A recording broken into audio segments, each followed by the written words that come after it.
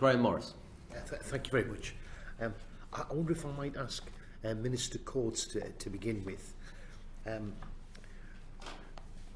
The kind of revelation for us at the committee, Minister, and I understand that it's been communicated to you, was that the Secretary of State for Transport was advised of some organisational changes in a high-level meeting with the parent company on the 22nd of November in Dubai. You've told the committee and Parliament that you weren't aware of the detail of the changes until Thursday morning, the 17th of March, St Patrick's Day, when we all found out about it on the news. But is it correct that officials from your department were made aware of more detail the day before, on the Wednesday?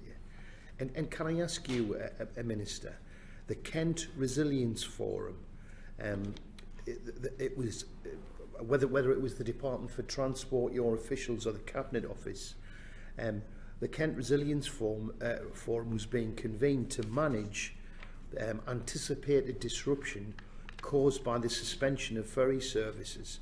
So, I mean, it must have been major organisational and crew changes to anticipate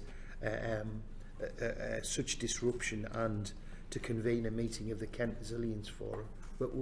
When were you aware of that? Are you asking me about it doesn't take long to convene the Kent Resilience Forum. I mean, these are well practiced, well rehearsed routines which are there to deal with disruption in Kent, and that happens for a number of reasons relatively regularly. So would you be notified of that as a matter of course, or would that be something your officials would instigate?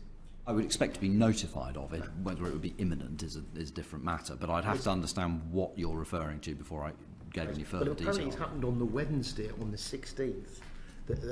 So I just wonder if you were aware of it, or whether it was a... I can't comment on... Okay. I'd have to understand what you're referring to before I commented on anything from the KRF. Really brief, Graham, so I want to bring Andy MacDonald in. Right, yeah, okay. You may recall you gave evidence on a previous occasion, and we were talking more broadly about the issues that were very firmly identified by the representatives from the trade unions. And in September 2020, you told the Transport Committee, and I'm quoting here, "I can be quite clear.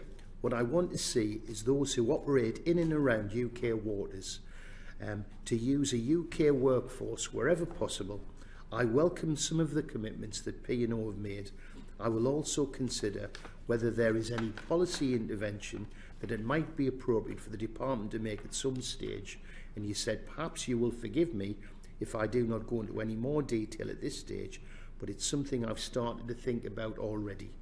Can you tell us the conclusion of your thought processes, Minister? I think, Ms Morris, I think I'd been the Minister for about half a day at that point. I think, you had that, is absolutely right. I think if I'm thinking of the right meeting. I think the question. So I was giving an aspirational view that I would like to see more British seafarers, and that is in the work operating in British waters, and that is absolutely a view that I am 100% committed to now.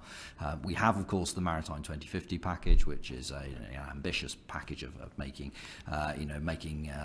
the British Marine an even better place to live, to work, and to add its value into the UK.